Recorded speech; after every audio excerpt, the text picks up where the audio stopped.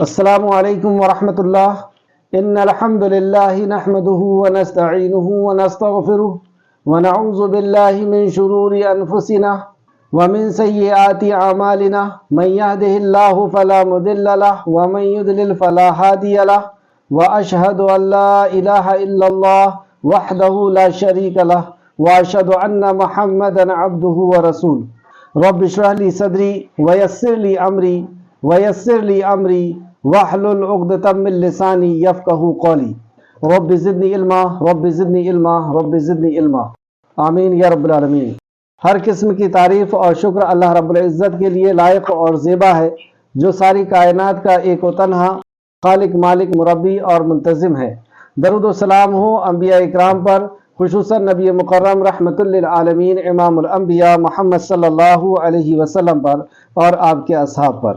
معزز سامعین اکرام، آج انشاءاللہ سورہ توبہ کی آیت نمبر 36 سے کلاس رہے گی۔ اللہ رب العزت سے دعا ہے کہ اللہ رب العزت ہمیں صحیح معنوں میں قرآن مقدس کو سمجھنے، اس پہ غور فکر کرنے، اس پہ عمل کرنے کی توفیق عطا فرمائے، آمین یا رب العالمین۔ اعوذ باللہ من الشیطان الرجیم، لفظی ترجمہ نکال لیں۔ سورہ توبہ آیت نمبر 36۔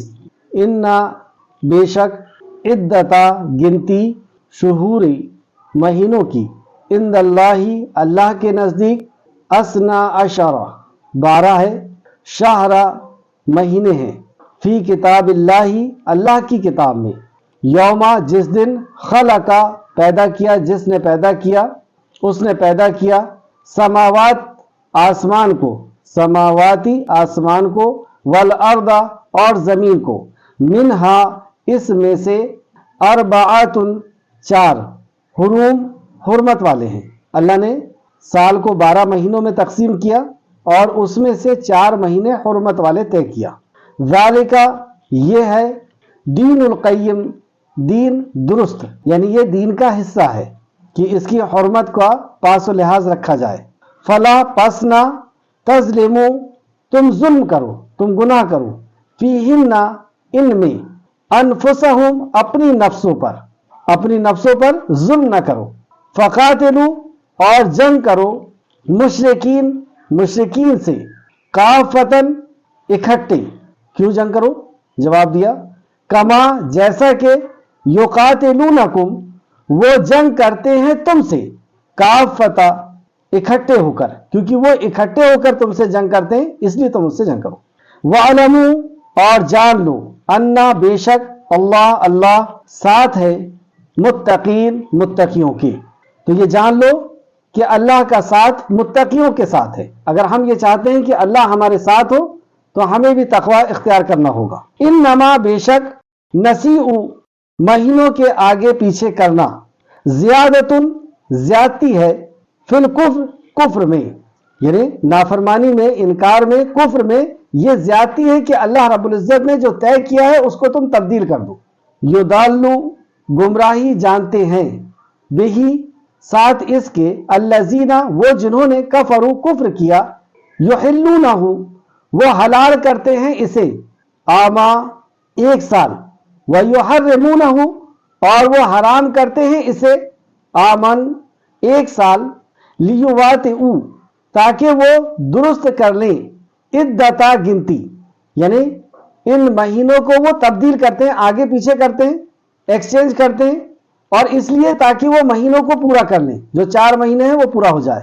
عدتا گنتی، ما ان کی جو، حرما حرام ٹھہرایا، اللہ نے، فیحلوا پس وہ حلال کرتے ہیں، ما جو، حرما حرام کیا، اللہ نے، جو اللہ نے حرام کیا وہ اسے حلال کرتے ہیں، اور جو اللہ نے حلال کیا اسے حرام کرتے ہیں۔ زینا مزین کر دی گئی، لہم ان کے لیے، سوء بری، اعمالہم اعمال ان کے، تو اللہ نے ان کے یہ برے اعمال ان کے لیے مزین کر دیا، ان کے لیے سجا دیا۔ واللہ اور اللہ، لا یہدی نہیں ہدایت دیتا، قوما ان لوگوں کو، کافرین جو کفر کرنے والے ہیں۔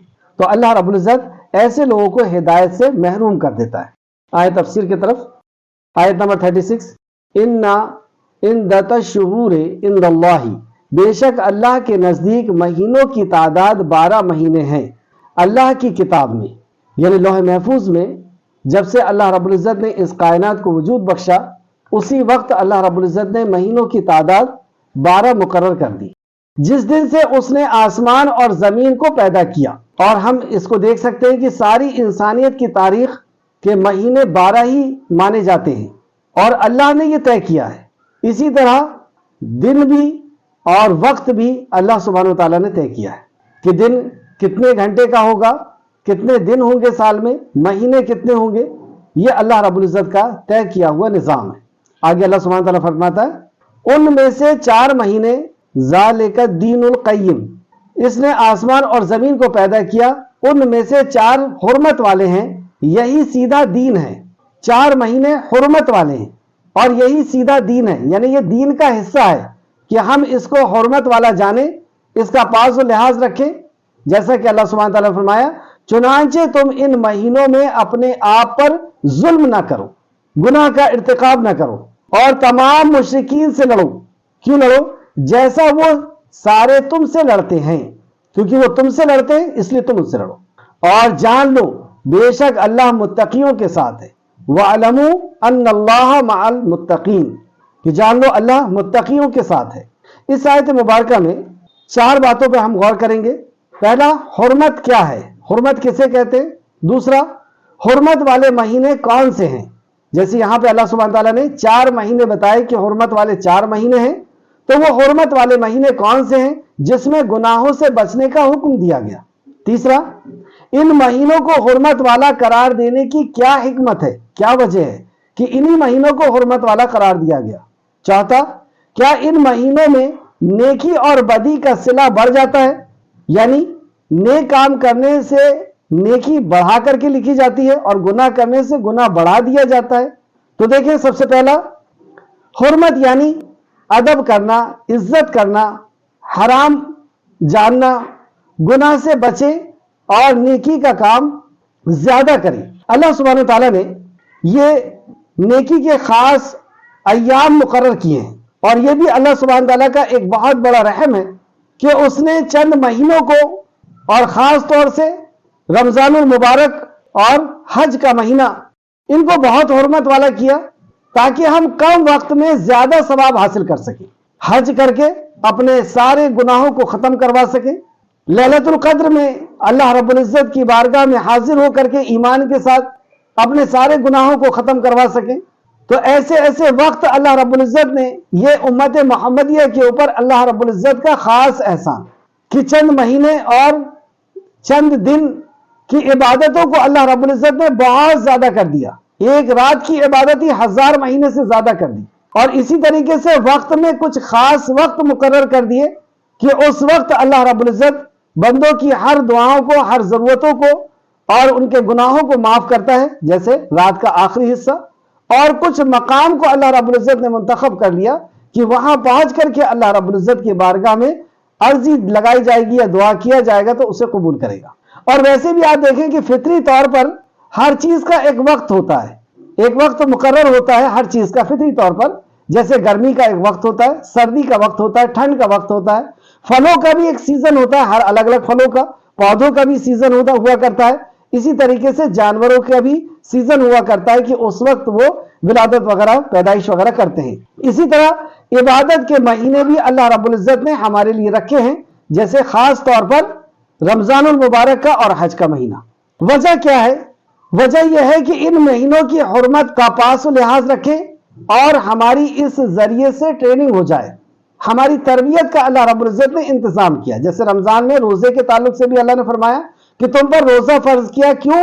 لعلکم تتقون، تاکہ تم متقی بن جاؤ۔ اور یہاں پر بھی آخر میں آیت کے اندر اللہ رب العزت نے فرمایا وَاعْلَمُوا أَنَّ اللَّهَ مَعَ الْمُتَّقِينَ، اور جان لو کہ بے شک اللہ متقیوں کے ساتھ ہے۔ تو یہ تقوی اختیار کرنے کے لیے اللہ رب العزت نے 4 مہینوں میں کنٹرول کرنے کا کہا۔ ویسے تو 12 مہینے ہی اللہ رب العزت کی نافرمانی سے بچنا ہے، لیکن ان 4 مہینوں میں زیادہ اس کا اہتمام کرنا ہے۔ تو اس کی کیا وجہ ہے؟ سب سے پہلا ہم نے دیکھا کہ حرمت یعنی ادب کرنا اس مہینے کا، اور اس مہینے کی عزت کرنا، اس کی حرمت کا خیال کرنا، اور گناہوں سے بچنا اور نیکی کے کام کو زیادہ کرنا۔ نمبر 2، حرمت والے مہینے کون سے ہیں جن میں گناہوں سے بچنے کا اللہ رب العزت نے حکم دیا ہے وہ حرمت والے مہینے کون سے ہیں؟ تفسیر ابن کثیر جلد نمبر 3 صفحہ نمبر 84 حرمت والے 4 مہینے امام احمد نے ابو بکر رضی اللہ عنہ کی روایت کو بیان کیا ہے، نبی کریم صلی اللہ علیہ وسلم نے اپنے خطبہ حجۃ الوداع یعنی بدائی کا جو حج تھا، آپ کا آخری حج، اور جس میں سارے لوگ جو حاجی وہاں پر اکٹھا تھے تو آپ نے انہیں خاص وصیت اور نصیحتیں فرمائی، تو حجۃ الوداع کا خطبہ اسی لیے بہت زیادہ فیمس ہے۔ تو آپ نے اس حجۃ الوداع میں الگ الگ مقام پر خطبے ارشاد فرمائے، یعنی وصیتیں اور نصیحتیں فرمائی۔ اس میں ایک نصیحت آپ نے فرمائی کہ خبردار، زمانہ اپنے اس حال میں پلٹ آیا ہے جس حال میں اس دن تھا جب اللہ تعالیٰ نے اسے آسمان اور زمین کو پیدا فرمایا تھا۔ سال کے 12 مہینے ہیں، دوسری بات آپ نے فرمائی سال کے 12 مہینے، ان میں سے 4 مہینے حرمت والے ہیں، 3 تو مسلسل ہیں، ذی قعدہ، ذی الحج اور محرم، اور چوتھا رجب۔ تو یہ 4 مہینے آپ نے حرمت والے فرمائے۔ اور اس کے بعد یہ طویل حدیث ہے، حدیث کا آخری حصہ، بے شک تمہارا خون اور تمہارا مال، یعنی مسلمان کا خون اور مسلمان کا مال۔ اور راوی کہتے ہیں کہ میرا خیال ہے کہ آپ نے یہاں عزت کا بھی ذکر فرمایا، تم پر اسی طرح حرام ہے جس طرح اس دن کی، یعنی قربانی کا دن، حج کا آخری دن، تمہارے اس مہینہ یعنی ذی الحج کا دن، اور تمہارا اس شہر میں حرمت یعنی حرم مکہ کی حرمت۔ سماعت فرمائیں، جس طرح خانہ کعبہ کی حرمت ہے ہمارے لیے کہ ہم اس کا ادب اور احترام کریں، وہاں کوئی گناہ کا کام نہ کریں، ذی الحج کی ہمارے نزدیک جو حرمت ہے اور قربانی کے دن کی جو ہمارے نزدیک حرمت ہے، ایسی ہی حرمت نبی مکرم صلی اللہ علیہ وسلم نے فرمائی، بے شک تمہارا خون اور مال اور عزت، اس کی بھی حرمت ایسی ہے، یعنی ایک مسلمان کی عزت اور اس کا مال اور اس کا خون، اس کی بھی تمہیں حرمت کرنی ہوگی، یعنی اس کا بھی تمہیں پاس و لحاظ رکھنا ہوگا جس طرح تم ان دنوں کا رکھتے ہو۔ پھر آپ صلی اللہ علیہ وسلم نے فرمایا، ان قریب تم اپنے رب سے ملاقات کرو گی تو وہ تم سے تمہارے اعمال کے بارے میں پوچھے گا۔ ان قریب تم اپنے رب سے ملاقات کرو گی، یعنی آخرت آپ یاد دلا رہے ہیں کہ تمہیں مرنا ہے اور اپنے رب کے حضور میں حاضر ہونا ہے، اور وہ تمہیں تمہارے اعمال کے بارے میں پوچھے گا۔ ایک ایک شخص سے، دوسری حدیث میں آتا ہے کہ ایک ایک شخص اللہ رب العزت کی بارگاہ میں اکیلا اکیلا حاضر ہوگا۔ پھر آپ فرماتے ہیں، خبردار میرے بعد گمراہ ہو کر ایک دوسروں کی گردنیں نہ اڑانے لگ جانا۔ پھر آپ فرماتے ہیں، کیا میں نے تمہیں ایک اللہ کے دین پہنچا دیا؟ کیا میں نے تمہیں ایک اللہ کا دین پہنچا دیا؟ اور دوسری حدیث میں آتا ہے کہ صحابہ اکرام نے کہا کہ یا رسول اللہ، آپ نے بغیر گھٹا بڑھا کے، بغیر تبدیلی کیے اس دین کو ہم تک پہنچا دیا۔ تو رسول مکرم صلی اللہ علیہ وسلم نے آسمان کی طرف انگلی اٹھائی اور کہا کہ اے اللہ تو گواہ ہو جا، اے اللہ تو گواہ ہو جا، یعنی ایک ذمہ داری تھی کہ اس دین کو آپ کو لوگوں تک پہنچانا ہے، اور آپ نے اس کام کو پورا کیا۔ اور جو لوگ دین کے اندر نئی نئی چیز نکالتے ہیں، ان کا کیا خیال ہے کہ رسول اللہ یہ بات بتانا بھول گئے، انہوں نے چھپا لیا، نعوذ باللہ استغفر اللہ۔ تو رسول مکرم صلی اللہ علیہ وسلم نے ہر بات جو اللہ رب العزت کی طرف سے آئی تھی وہ پہنچا دیے ہیں۔ اب کوئی نیکی کا کام نہیں بچا جسے رسول اللہ نے نہیں بتائے، اور کوئی گناہ کا کام نہیں بچا جسے رسول اللہ صلی اللہ علیہ وسلم نے نہ بچایا۔ تو آپ نے حجۃ الوداع میں یہ اقرار کروایا، کیا میں نے تم تک پہنچا دیا ہے، یعنی اللہ کا دین تم تک پہنچا دیا ہے۔ پھر آپ فرماتے ہیں، خبردار تم میں سے جو لوگ یہاں موجود ہیں وہ ان تک بھی یہ بات پہنچا دیں جو یہاں موجود نہیں ہیں۔ یہ آپ نے ذمہ داری دی کہ یہ بات، یہ دین جو یہاں پہ موجود ہے وہ وہاں تک پہنچا دے جہاں تک یہ نہیں پہنچا ہے۔ ممکن ہے کہ بعض لوگ جن تک ان باتوں کو پہنچا دیا جائے وہ سننے والوں سے بھی زیادہ یاد رکھنے والے ہیں، یعنی سننے والے زیادہ کبھی کبھی یاد رکھنے والے ہوتے ہیں۔ اسے مسند احمد نے بھی روایت کیا، مسند احمد جلد نمبر 5 اور صفحہ نمبر 37۔ امام بخاری نے اسی آیت کی تفسیر میں یہ حدیث کو لے کر کے آئے، یعنی سورہ توبہ کی آیت نمبر 36 کی تفسیر میں اس حدیث کو لے کے آئے جو ابھی میں نے آپ کو پڑھ کر کے سنایا۔ بخاری شریف حدیث نمبر 4662 بخاری شریف میں دوسرے مقام پر ہے 5550، اور مسلم شریف حدیث نمبر 1679۔ اس حدیث سے ہمیں کیا پتا چلا کہ حرمت والے مہینے کون سے ہیں؟ تو ذی-قعدہ ہے، ذی الحج ہے، محرم ہے اور رجب ہے۔ تیسرا پوائنٹ، ان مہینوں کو حرمت والا قرار دینے کی کیا حکمت ہے؟ 12 مہینوں میں انہی مہینوں کو کیوں چنا گیا؟ تو تفسیر ابن کثیر جلد نمبر 3 صفحہ نمبر 87، ان مہینوں کو کیونکہ دور جہالت میں جب کلام نہیں آیا تھا، اللہ رب العزت کا کلام نہیں نازل ہوا تھا، رسول مکرم صلی اللہ علیہ وسلم مبعوث نہیں کیے گئے تھے، تو اس وقت بہت جہالت تھی اور دشمنی نبھانے کے لیے، بدلہ لینے کے لیے سالوں سال جنگیں چلا کرتی تھی، اور جو عمرہ اور حج کرنے آتے تھے ان کے مال کو لوٹ کر کے اور مردوں کو مار دیا جاتا تھا، عورتوں کو بیچ دیا جاتا تھا، بچوں کو بیچ دیا جاتا تھا۔ تو خون، غارت گیری، ظلم یہ بالکل عام تھا۔ تو اللہ سبحانہ تعالیٰ نے اسے کنٹرول کیا کہ جو عمرہ اور حج کرنے آتے ہیں ان مہینوں کے آس پاس اور ان مہینوں کے اندر یہ چیز نہیں ہوگی، جیسا کہ تفسیر ابن کثیر نے فرمایا جلد نمبر 3 صفحہ نمبر 87، ان مہینوں کو حرمت والے قرار دیے جانے کی وجہ تاکہ حج و عمرہ کے مناسک کو ادا کیا جا سکے، حج و عمرہ کے ارکان کو ادا کیا جا سکے۔ حج سے پہلے ایک مہینہ یعنی ذی القعدہ کو اس لیے حرمت والا قرار دیا گیا تاکہ وہ اس مہینے میں جنگ و جدال سے باز رہیں۔ ذی الحج کو اس لیے حرمت والا مہینہ قرار دیا گیا تاکہ وہ اس مہینے سفر حج ادا کر سکے، اور اس کے بعد محرم کو اس لیے حرمت والا قرار دیا تاکہ امن و سکون سے اپنے اپنے علاقوں میں لوٹ جائیں۔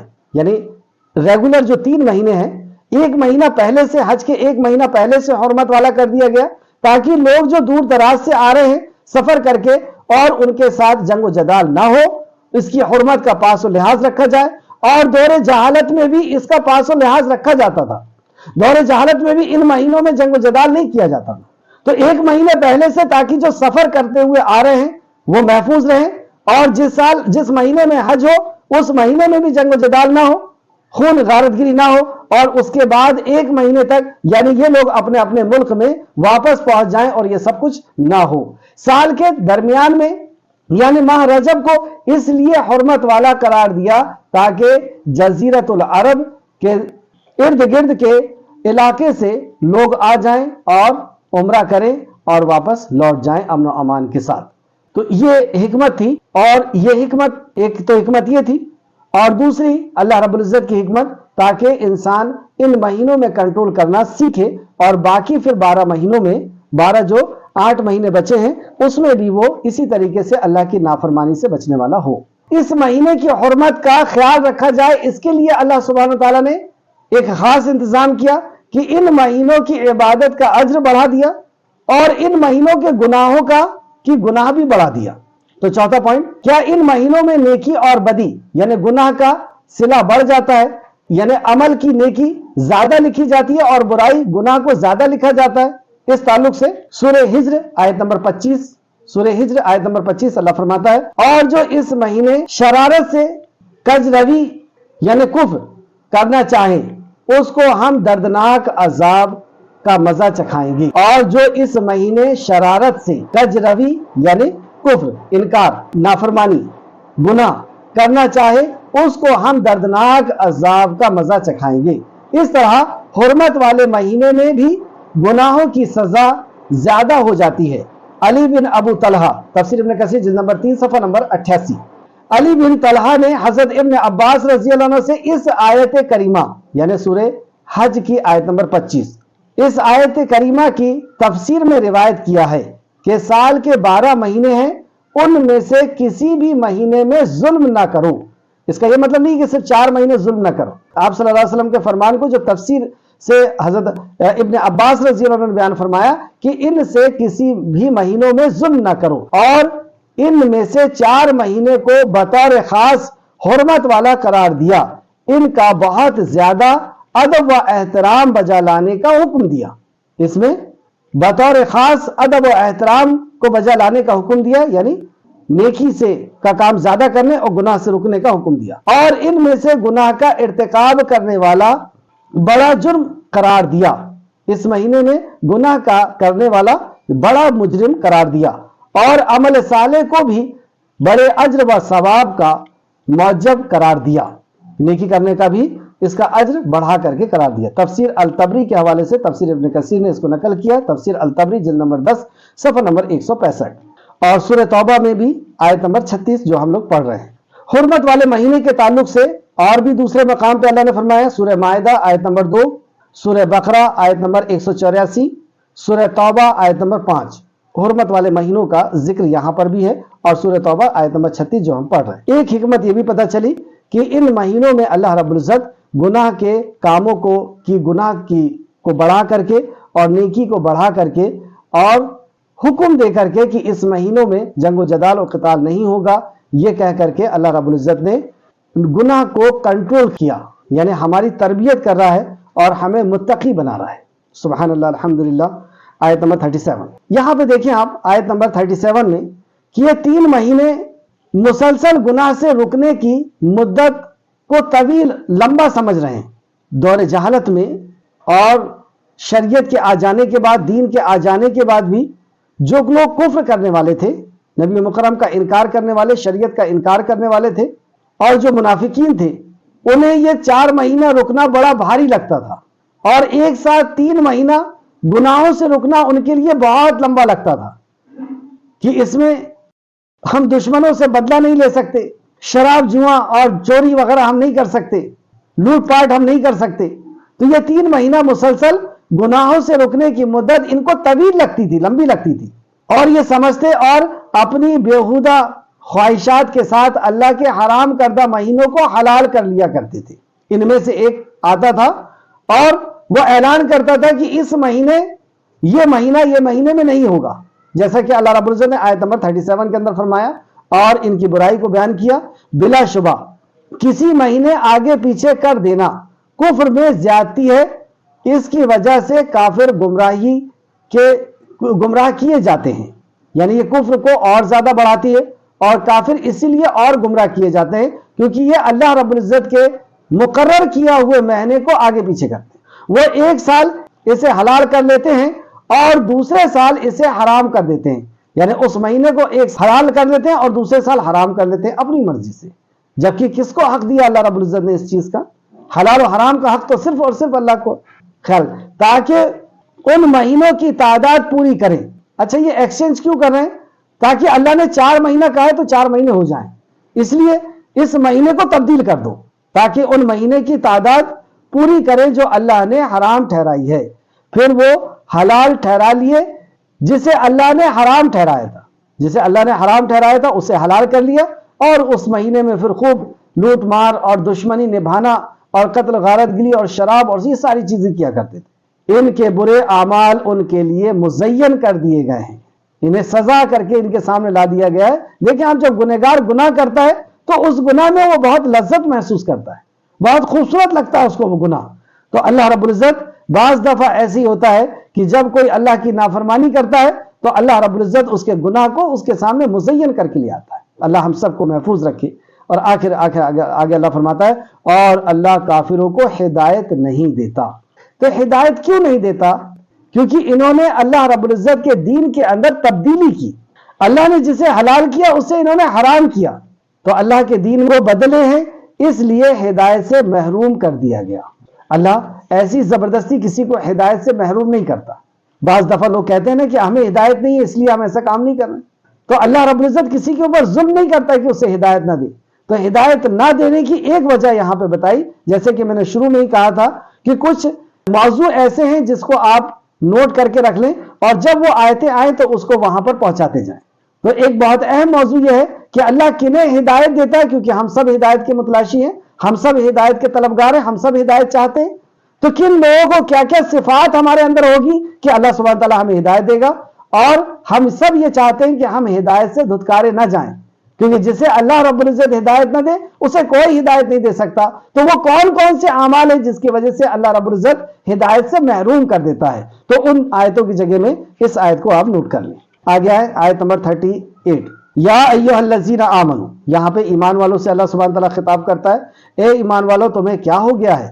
یعنی یہاں سے جنگ تبوک سے جو لوگ پیچھے رہ گئے تھے اور رسول اللہ صلی اللہ علیہ وسلم کے ساتھ جنگ میں شریک نہیں ہوئے تھے، نہیں ہو پائے تھے، ان کی سرزنش شروع ہو رہی ہے، یعنی ان کی خبر لی جا رہی ہے۔ اور ایک بات ذہن نشین کر لیں کہ جنگ تبوک سخت گرمی کے موسم میں یہ اعلان اللہ رب العزت کی طرف سے ہوا تھا اور سب کو حکم دیا گیا تھا کہ جنگ تبوک کی طرف نکلو.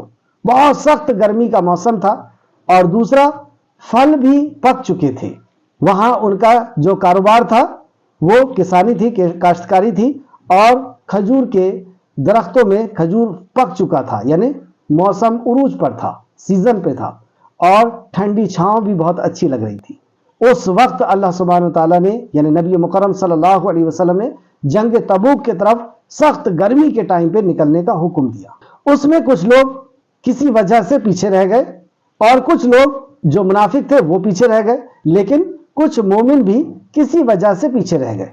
وہ واقعہ اب یہاں سے شروع ہو رہا ہے اور ان کی توبہ کا بھی اس میں ذکر آئے گا کہ اللہ رب العزت نے ان کی کس طریقے سے توبہ قبول فرمائی اور رسول مکرم صلی اللہ علیہ وسلم نے اپنی ناراضگی کا اظہار کس طرح سے کیا. یا ایھا الذین آمنو، اے وہ لوگو، تمہیں کیا ہو گیا ہے کہ جب تم سے کہا جاتا ہے کہ اللہ کی راہ میں نکلو تو تم زمین کے طرف بوجھل ہوئے جاتے ہو، یعنی زمین کی طرف جھکے جاتے ہو، زمین کے مال و دولت کی طرف اور اس کی ٹھنڈی چھاؤں کی طرف اور پھلوں اور باغیچوں کی طرف، یعنی مال اور متاع کی طرف، جبکہ تمہیں اللہ کی طرف بلایا جا رہا ہے. تم سے کہا جاتا ہے کہ اللہ کی راہ میں نکلو تو تم زمین کی طرف بوجھل ہوئے جاتے ہو.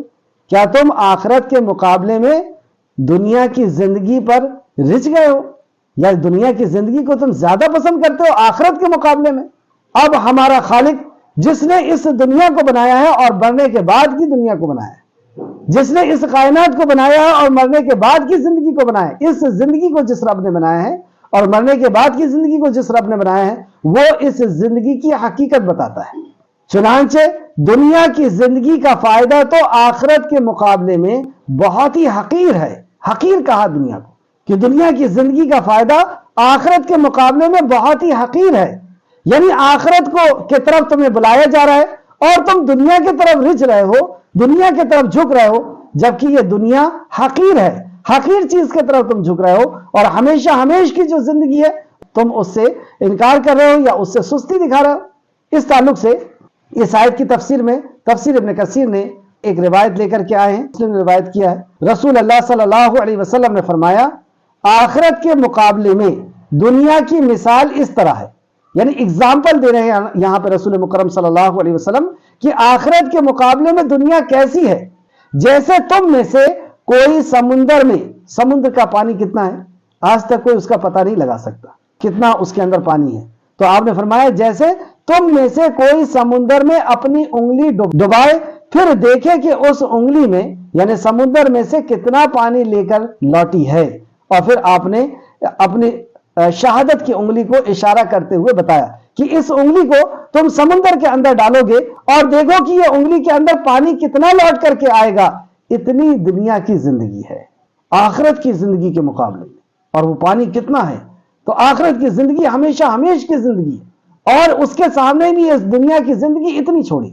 یہاں پہ آپ لکھیں مسلم شریف کی روایت ہے، مسلم شریف حدیث نمبر 2858 2858. تو دنیا کی حقیقت کے تعلق سے دوسرے مقام پر بھی اللہ نے فرمایا کہ یہ لہو اور لعب ہے، یہ کھیل اور تماشا ہے. یہ کھیل اور تماشا کیا ہوتا ہے کہ بچہ ریت میں اپنا گھر بناتا ہے اور ایک وقت تک کھیلتا ہے اور اسے توڑ پھوڑ کر کے شام میں گھر واپس آ جاتا ہے. اسی طریقے سے انسان دنیا کے اندر بہت سی چیزیں اکٹھا کرتا ہے اور آخر وقت میں یہ سب کچھ چھوڑ کر کے چلا جاتا ہے، یا تو چھوڑ کے چلا جاتا ہے یا توڑ کے چلا جاتا ہے.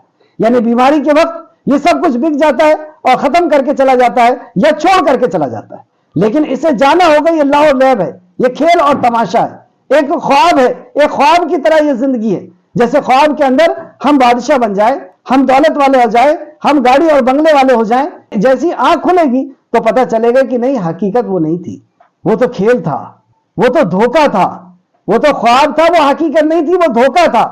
حقیقت تو یہ ہے جو میں آج ابھی دکھ رہا ہوں. اسی طریقے سے جب موت آئے گی اور موت کے بعد جب زندگی ہوگی تب پتہ چلے گا کہ وہ تو حقیقت نہیں تھی، یہ حقیقت ہے. اس دنیا کی حقیقت کو دوسرے مقام پہ رسول مکرم صلی اللہ علیہ وسلم نے اس طرح فرمایا. اپنے ساتھیوں کے ساتھ جا رہے تھے اور ایک مرے ہوئے بکری کے بچے کو کان پکڑ کر کے اٹھایا اور کہا کہ تم میں سے کون اس کو لینا پسند کرے گا. 2 درہم میں کہا یا شاید 1 درہم میں کہا کہ تم میں سے کون اس کو 2 درہم میں لینا پسند کرے گا؟ صحابہ اکرام نے کہا یا رسول اللہ یہ مرا ہوا بکری کا بچہ ہے، اس کے گھر والوں نے اس کو باہر پھینک دیا ہے، چھوٹے کان کا بکری کا بچہ ہے، ہم میں سے کون اس کو لینا پسند کرے گا؟ مرا ہوا ہے۔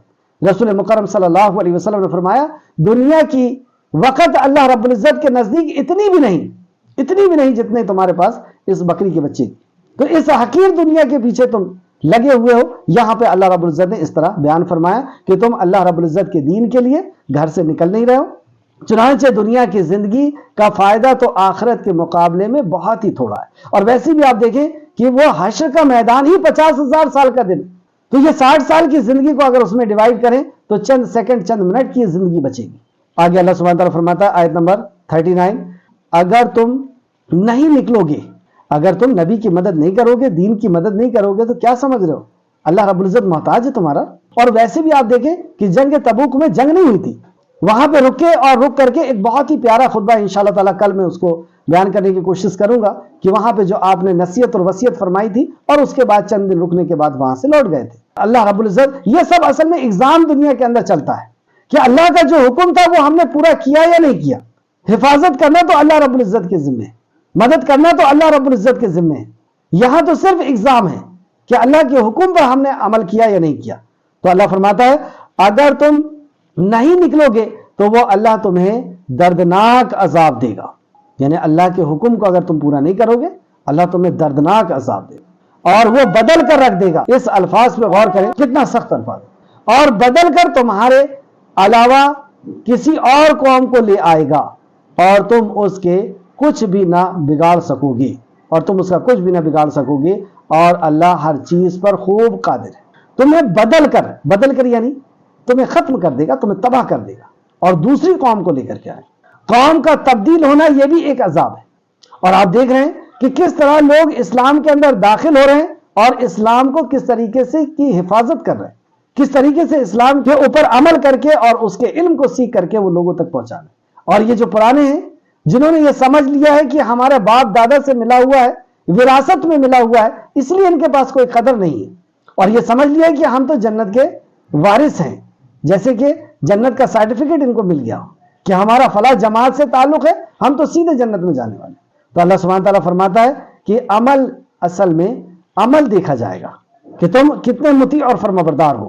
اگر تم نہیں نکلو گے، یعنی اللہ کے نبی کے حکم پہ تم نہیں نکلو گے تو وہ اللہ تمہیں دردناک عذاب دے گا، اور بدل کر تمہارے علاوہ کسی اور قوم کو لے آئے گا اور تم اس کے کچھ بھی نہ بگاڑ سکو گی، اور اللہ ہر چیز پر خوب قادر ہے۔ اسی طریقے کی آیت ایک اور ہے، یعنی یہاں بتایا سورہ محمد آیت نمبر 38، سورہ محمد میں اللہ رب العزت فرماتا ہے اور اگر تم پھرو گے تو وہ تمہارے سوا اور لوگوں کو بدل دے گا، پھر وہ تمہارے طرح کے نہیں ہوں گے۔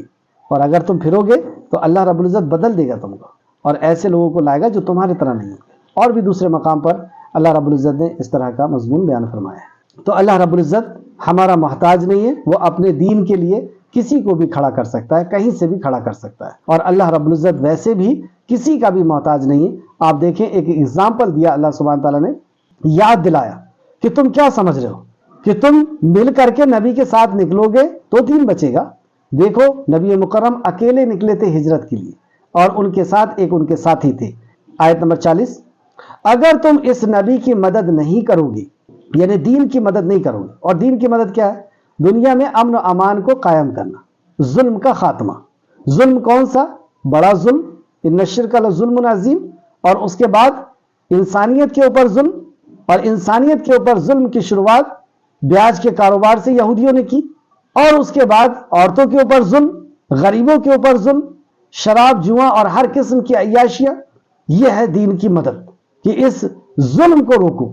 اگر تم اس نبی کی مدد نہیں کرو گے تو یقیناً اللہ نے اس کی اس وقت مدد کی تھی جب وہ کافروں نے اس کو نکال دیا تھا، یعنی مکہ سے جب نکال دیا تھا اس وقت اللہ نے مدد کی تھی۔ تم کس خیال میں ہو کہ تم مدد کرو گے جبھی اس کی مدد ہوگی، تم اس کا ساتھ دو گے جبھی اس کی مدد ہوگی؟ تو تمہاری مدد کا اللہ محتاج نہیں ہے۔ اور آج ہم بھی اچھی طرح سمجھ لیں کہ اللہ اپنے دین کے لیے ہمارا محتاج نہیں ہے۔ اس دین کو لوگوں تک پہنچانے کے لیے، اس دین پر عمل کر کے دکھانے کے لیے اللہ رب العزت محتاج نہیں ہے۔ وہ ہمیں ہٹا دے گا، تباہ اور برباد کر دے گا، تہس نہس کر دے گا، اور پھر دوسری قوم کو لا کر کے اور ان سے اپنے دین کو پہنچا کر کے رہے گا۔ تو اللہ سبحانہ تعالیٰ نے یہاں پہ فرمایا اگر تم اس نبی کی مدد نہیں کرو گے تو تحقیق اللہ نے اس کی اس وقت مدد کی تھی جب کافر نے اس کو نکال دیا تھا، یعنی مکہ سے نکال دیا تھا۔ وہ دو میں دوسرے تھے، یعنی رسول اللہ دو میں دوسرے تھے، یعنی وہ دو لوگ تھے۔ یہاں سے حضرت ابو بکر صدیق کے مقام اور مرتبہ پتہ چلتا ہے۔ پہلا مقام یہاں پہ بتایا گیا کہ اللہ رب العزت نے قرآن مقدس کے اندر حضرت ابو بکر صدیق کا ذکر کیا کہ وہ دو میں دوسرا تھا، یعنی وہ دو لوگ تھے۔ دو کون تھے؟ ایک حضرت ابو بکر صدیق تھے اور دوسرا رسول مکرم صلی اللہ علیہ وسلم تھے، اور اس کا ذکر بخاری اور مسلم میں بھی ملتا ہے۔ حضرت ابو بکر صدیق رضی اللہ عنہ نے بیان کیا ہے کہ میں نے اس وقت نبی کریم صلی اللہ علیہ وسلم کی خدمت میں عرض کیا جب ہم غار میں تھے، اور وہ غار کیسی تھی؟ اتنی چھوٹا اس کا منہ تھا کہ ایک وقت میں کوئی ایک شخص ہی اندر جا سکتا تھا، وہ بھی اپنے سینے کے بل، سینے کے طرف سے، اور جھک کر کے، سمٹ کر کے، ایسی چھوٹی، اور بعد میں اس غار کے منہ کو بڑا کیا گیا، لیکن کئی سالوں تک وہ غار ایسی تھی اور لوگ اس کی زیارت کے لیے، اس کو دیکھنے کے لیے اسی طرح جایا کرتے تھے۔ تو اس غار کے اندر اور 3 دن اور 3 راتیں نبی مکرم صلی اللہ علیہ وسلم اور حضرت ابوبکر صدیق نے وہاں پر گزاری، رات کا اندھیرا اور پھر وہاں پہ زہریلی چیزیں، لیکن اللہ اکبر، نبی مکرم صلی اللہ علیہ وسلم کی اور حضرت ابوبکر صدیق کی حفاظت اللہ سبحانہ تعالیٰ نے فرمائی۔ تو یہاں پہ حدیث میں بتایا گیا، حضرت ابوبکر صدیق نے بیان کیا ہے کہ میں نے اس وقت نبی کریم صلی اللہ علیہ وسلم کی خدمت میں عرض کیا جب ہم غار میں تھے کہ اگر ان میں سے کسی نے اپنے پاؤں کی طرف دیکھ لیا تو وہ ہمیں دیکھ لیں گے، ہمیں پا لیں گے۔ تو نبی مکرم صلی اللہ علیہ وسلم نے فرمایا، اے ابو بکر، ان 2 آدمیوں کے بارے میں تمہارا کیا خیال ہے جن کا ساتھ تیسرا اللہ ہے، جن کے ساتھ تیسرا اللہ ہے؟ بخاری شریف حدیث نمبر 3653 اور مسلم شریف حدیث نمبر 2381، مسند احمد جلد نمبر 4 اور صفحہ نمبر 1 میں بھی یہ حدیث ہے، اور تفسیر ابن کثیر نے اس آیت کی تفسیر میں لے کر کے وہ 2 میں دوسرا تھا، یعنی نبی مکرم 2 میں دوسرے تھے، ایک ابوبکر صدیق تھے تو اور دوسرے وہ تھے، جبکہ وہ دونوں غار میں تھے، یعنی غار ثور میں تھے۔ غار کہتے ہیں گفا کو، اور ہیرا کہتے ہیں گھاٹی کو، یعنی پہاڑی کو۔ تو پہاڑی کے ایک غار کے اندر تھی۔ جب وہ نبی اپنے ساتھی سے کہہ رہا تھا، یعنی حضرت ابوبکر صدیق سے کہہ رہے تھے، یہاں پہ اپنے ساتھی کہا، لصاحبہ، اپنے ساتھی سے، تو صحابی یہاں پہ اللہ سبحانہ وتعالیٰ نے حضرت ابوبکر کو کہا۔ یہ دوسری فضیلت حضرت ابوبکر صدیق کی۔ پھر آگے اللہ فرماتا ہے یقیناً اللہ ہمارے ساتھ ہے۔ تو یہاں پہ آپ دیکھیں، جب وہ نبی اپنے ساتھی سے کہہ رہا تھا، یعنی حضرت ابوبکر صدیق سے کہہ رہے تھے غم نہ کرو، کیونکہ جب نبی حضرت ابوبکر صدیق نے کہا کہ وہ دشمن ہمارا پیچھے کرتے ہوئے اتنے قریب غار کے آ گئے ہیں کہ اگر وہ جھک بھی گئے تو ہمیں دیکھ لیں گے، تو نبی مکرم صلی اللہ علیہ وسلم نے پرامن انداز میں فرمایا کہ غم نہ کرو، یقیناً اللہ ہمارے ساتھ ہے۔ تو تیسری فضیلت حضرت ابوبکر صدیق کی یہاں پہ کیا بتائی گئی کہ نبی مکرم نے یہ نہیں کہا کہ اللہ میرے ساتھ ہے، کیا کہا؟ اللہ ہمارے ساتھ ہے، یعنی ابو بکر تمہارے ساتھ بھی اللہ ہے اور میرے ساتھ بھی اللہ ہے۔ اللہ کا ساتھ کتنا قیمتی ہوتا ہے۔ آپ دیکھیں جب موسیٰ علیہ السلام بنی اسرائیل کو لے کر کے اور مصر سے نکل رہے تھے، اور جب اس دریا کے سامنے، اس سمندر کے سامنے پہنچے، اور بنی اسرائیل نے کہا اے موسیٰ اب تو ہم پھنس گئے، ایک طرف یہ سمندر ہے اور دوسرے طرف فرعون کا لشکر، تو اس وقت موسیٰ علیہ السلام نے کہا تھا کہ ڈرو نہیں، اللہ میرے ساتھ ہے۔ اللہ نے یہ نہیں کہا، موسیٰ علیہ السلام نے یہ نہیں کہا تھا کہ اللہ ہمارے ساتھ ہے۔ تو پتہ یہ چلا کہ اللہ کا ساتھ ہر کسی کو نصیب نہیں ہوتا۔ یہ بہت ہی تقدیر اور بہت ہی اولو العزم لوگ ہوتے ہیں، ایسے متقی اور پرہیزگار لوگ ہوتے ہیں کہ جن کے ساتھ اللہ رب العزت کہتا ہے کہ میں اس کے ساتھ ہوں، جیسا کہ دوسرے مقام پہ اللہ نے کہا کہ میں مومنوں کے ساتھ ہوں۔ تو ایمان ایسی قیمتی چیز ہے۔ دوسرے مقام پہ کہا ولی الذین آمنوا، کہ میں ایمان والوں کا دوست ہوں۔ تیسرے مقام پہ کہا کہ میں نے ایمان والوں کی مدد کرنا اپنے اوپر لازم کر لیا، ضروری کر لیا۔ انشاءاللہ پھر میں کبھی لکھاؤں گا کہ مومنوں کی کیا کیا صفات اور فضیلت اللہ سبحانہ تعالیٰ نے بیان فرمائی ہے۔ یقیناً اللہ ہمارے ساتھ ہے۔ پھر اللہ نے اس پر اپنی سکینت نازل کی اور اسے لشکروں سے اس کی مدد کی جنہیں تم نہیں دیکھ رہے تھے۔ تو چوتھی فضیلت کہ اللہ نے سکینت نازل کی ان کے اوپر، اور پھر فرشتوں سے ایسے لشکروں کو پہنچایا جسے تم نہیں دیکھ رہے تھے۔ یہاں پہ خبردار کر رہا اللہ کہ اگر تم نہیں جاؤ گے تو یہ مت سمجھو کہ وہ کامیاب نہیں ہوں گے، اس دین کو تو کامیاب کرنا ہے. جیسے پچھلے مقام پر کل کی کلاس میں ہم نے پڑھا کہ وہ اپنے منہ سے دین کو بجھا دینا، اس نور کو بجھا دینا چاہتے ہیں، یعنی اپنی پھونک سے اس نور کو بجھانا چاہتے ہیں، اس دین کو بجھانا چاہتے ہیں. اللہ اس کو غالب کر کے رہے گا. تو تم جاؤ یا نہ جاؤ، تم دین کو لوگوں تک پہنچاؤ نہ پہنچاؤ، اللہ رب العزت اس دین کو لوگوں تک پہنچا کے رہے گا. آج کے اس دور کے حساب سے اگر دیکھیں تو اللہ رب العزت نے سکینت نازل فرمائی اور لشکر سے ان کی مدد جنہیں تم نہیں دیکھ رہے تھے، اور اس نے کافروں کی بات کو پست کر دیا، اور اس نے کافروں کی بات کو پست کر دیا، اور بات تو اللہ ہی کی بلند ہے. یہاں پر آپ غور کریں، اور اس نے کافروں کی بات کو پست کر دیا. کافروں کی کیا بات تھی جس کو نیست و نابود کر دیا گیا، جس کو توڑ پھوڑ دیا گیا، جس کو ختم کر دیا گیا، اور بات تو اللہ ہی کی بلند ہے. ابن عباس رضی اللہ عنہ فرماتے ہیں کہ کافروں کی بات شرک تھی اور اللہ کی بات لا الہ الا اللہ تھی. تو اللہ رب العزت نے لا الہ الا اللہ کو غالب کیا کہ اللہ کے سوا کوئی بات. جاء الحق وزهق الباطل ان الباطل كان زهوقا، کہ حق آ گیا، اور اسی کو کہتے ہوئے رسول مکرم صلی اللہ علیہ وسلم نے خانہ کعبہ کے اندر سے بتوں کو توڑ کر کے پھینکا تھا. اور اس نے کافروں کی بات کو پست کر دیا، اور بات تو اللہ ہی کی بلند ہے، اور اللہ بہت زبردست ہے، خوب حکمت والا ہے. اللہ عزیز حکیم، یہ دو صفت یہاں پہ لائی گئی، واللہ اور اللہ عزیز حکیم. عزیز ہے یعنی زبردست ہے، ہر چیز پر قادر ہے، ہر چیز اس کے قبضے قدرت کے اندر ہے، اور وہ حکیم ہے. تو کب کون سا کام کرنا ہے، کب کیا چیز ہونی ہے، یہ اللہ رب العزت کی حکمت کے تابع ہے کہ کب کس کو کتنی عروج دینا ہے، کفر کو کتنا بڑھاوا دینا ہے، اور کب اس کا زوال ہوگا، مومنوں کو کس قدر آزمائشیں دینا ہے. یہ سب اللہ رب العزت کے حکمت کے اندر شامل ہے. آئیں آج کی کلاس کی آخری آیت دیکھ لیں، وقت بھی کافی ہوا. تم ہلکے بھی نکلو اور بوجھل بھی. اسباب تمہارا نکلنے کے لیے ہو یا نہ ہو، یہ بھی وہی جنگ کی بات چل رہی ہے کہ تو جنگ کے لیے ہلکے نکلو یا بوجھل، یعنی اسباب تمہارے پاس ہو یا نہ ہو، کم ہو یا زیادہ ہو، تم بوڑھے ہو یا جوان ہو، کسی بھی حالت میں تم ہلکے بھی نکلو اور بوجھل بھی، اور اپنے مال اور اپنی جان سے اللہ کی راہ میں جہاد کرو. آرڈر ہے یہ تمہارے لیے بہت بہتر ہے اگر تم علم رکھتے ہو. بعض دفعہ یہ چیز اچھی نہیں لگتی، لیکن اللہ فرماتا ہے کہ یہ تمہارے لیے بہتر ہے اگر تم عقل رکھتے ہو. سورہ بقرہ آیت نمبر 216 کے اندر بھی اسی طرح مضمون ہے کہ بعض چیز تمہیں بری لگتی ہے لیکن اس میں بہتری ہو. ابو طلحہ رضی اللہ عنہ جب اس آیت پر پہنچے تو اپنے بیٹوں سے کہتے ہیں کہ میں بھی چلوں، مطلب جنگ کے لیے بیٹے لوگ تیار ہو رہے تھے. تو ابو طلحہ رضی اللہ عنہ نے کہا، اس آیت پہ وہ پہنچے اور اس وقت بیٹے جنگ کے لیے جانے کے لیے تیار ہو رہے تھے، تو آپ نے کہا کہ میں بھی چلوں گا. اللہ سبحانہ تعالیٰ نے کہا ہے اور اپنے مال اور اپنے جان سے اللہ کی راہ میں جہاد کرو، یہ تمہارے لیے بہتر ہے اگر تم عقل رکھتے ہو، اس لیے میں بھی جاؤں گا. تو بیٹوں نے کہا کہ آپ ضعیف ہو گئے ہیں، آپ نے تو رسول اللہ صلی اللہ علیہ وسلم کے ساتھ جنگ کیا اور رسول مکرم صلی اللہ علیہ وسلم اللہ کو پیارے ہو گئے. پھر آپ نے حضرت ابوبکر صدیق کے ساتھ بھی جنگ کی اور حضرت ابوبکر صدیق بھی دنیا سے رخصت ہو گئے. آپ نے عمر فاروق کے ساتھ جنگ کی اور عمر فاروق بھی اس دنیا سے رخصت ہو گئے، ان کا بھی انتقال ہو گیا.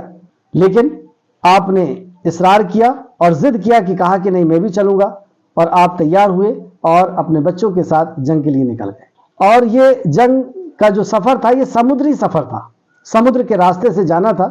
راستے میں حضرت ابو طلحہ رضی اللہ عنہ کا انتقال ہو گیا، اور وہاں پر دور دور تک کوئی ٹاپو نہیں تھا کہ جہاں پہ آپ کو دفنایا جائے، آپ کی تدفین کی جائے. تو 9 دن تک آپ کو غسل دے کر کے کفن کر کے اور رکھا گیا، لیکن کوئی دور دور تک ٹاپو نظر نہیں آیا. 9 دن کے بعد ایک ٹاپو ملا جس میں آپ کو تدفین کیا گیا، اور روایت میں آتا ہے کہ آپ کے جسم پر کوئی تبدیلی نہیں آئی تھی. سبحان اللہ، 9 دن باڈی کو ہو گئے تھے لیکن کوئی تبدیلی آپ کے جسم اطہر کے اوپر نہیں آئی تھی. یہ ہے اللہ رب العزت کے راستے میں نکلنے کی برکت. تفسیر ابن کثیر جلد نمبر 2 صفحہ نمبر 96 ابو حاتم نے کے حوالے سے تفسیر ابن کثیر نے اس کو نقل کیا ہے. تفسیر ابن ابو حاتم جلد نمبر 6 صفحہ نمبر 1802. آخر آیت اور دیکھ لیں. یہاں پر اس آیت نمبر 42 کے اندر 42 کے اندر منافقوں کا ذکر کیا جا رہا ہے کہ منافق جانے کے لیے کیسے رک جایا کرتے تھے اور کیا بہانے بنایا کرتے تھے، اور بعد میں جب آ جاتے تھے تو وہ آ کر کے اور کون سی جنگوں میں یہ جاتے تھے، کون سی جنگوں میں نہیں جایا کرتے تھے، اور جنگ میں جاتے تھے تو جانے کا انداز کیا ہوتا تھا، لوٹنے کا انداز کیا ہوا کرتا تھا، اور جب نہیں جاتے تھے تو نبی مکرم کے پاس آ کر کے قسمیں کھاتے تھے کہ ہم اس لیے نہیں گئے تھے۔ تو منافق کی صفت دی کام کے بہانہ بنا کر اور قسمیں کھانا، مطلب دین کے کام کو نہ کرنا اور پھر قسمیں کھانا۔ اگر مال غنیمت قریب حصول اور سفر درمیانہ ہوتا تو وہ منافق آپ کے ساتھ ضرور چلتے، مطلب سفر اگر ہلکا ہوتا، آسان ہوتا اور دور نہیں ہوتا اور موسم بھی اچھا ہوتا تو یہ آپ کے ساتھ ضرور جاتا، اور لیکن کٹھن منزل ان پر دور ہو گئی، کٹھن منزل تھی اس لیے ان کو دور ہو گئی کہ سخت گرمی کے اندر نکلنا تھا اور موسم بھی، سیزن بھی سر پہ تھا، اور عنقریب جب آپ لوٹ کر کے آئیں گے اور عنقریب وہ اللہ کی قسمیں کھائیں گے کہ اگر ہم طاقت رکھتے ہوتے تو ہم تمہارے ساتھ ضرور نکلتے۔ تو یہ اب بہانہ بنائیں گے کہ ہم طاقت نہیں تھی ہمارے پاس، اور وہ بچے اور عورتیں اور اس کا اور اس کا بہت سارے یہ بہانے ہیلے لائیں گے اور کہیں گے کہ اگر ہم طاقتور ہوتے تو ہم آپ کے ساتھ ضرور چلتے، یہ قسمیں کھائیں گے آپ۔ وہ خود کو ہلاک کر رہے ہیں، یعنی اس حکم کو پورا نہ کر کے، اللہ کے نبی کے حکم کو پورا نہ کر کے وہ اپنے آپ کو ہلاک کر رہے ہیں، اور اللہ جانتا ہے کہ بے شک وہ سراسر جھوٹے ہیں۔ تو یہاں پہ منافقوں کے بات کرنے کے انداز کو ہم دیکھیں گے کہ کس طریقے سے اللہ سبحانہ تعالیٰ نے سکھایا کہ ان کے کیسے الفاظ ہوتے ہیں، کس طریقے سے بات کرتے ہیں، کس طریقے سے قسمیں کھاتے ہیں۔ گویا کہ مومن کا انداز کیا ہوتا ہے سوالوں کا، منافق کا انداز کیا ہوتا ہے سوالوں کا، کافر کا، یہ بھی اللہ سبحانہ تعالیٰ نے بتایا۔ آخر میں اللہ رب العزت سے دعا ہے کہ خالق مالک جو کچھ بھی ہم نے پڑھا اس پہ ہمیں مزید غور و فکر کرنے کی تو توفیق عطا فرما، جب تک ہمیں زندہ رکھ، ایمان، اخلاص اور عمل صالح کے ساتھ نبی مکرم کی اطاعت اور فرما برداری کے ساتھ ہمیں زندہ رکھ، ہمارا خاتمہ بالخیر فرما اور نیکوکاروں کے ساتھ ہمارا شمار فرما دے، آمین یا رب العالمین۔ اللہم صلی وسلم علی نبینا محمد۔ السلام علیکم ورحمۃ اللہ وبرکاتہ۔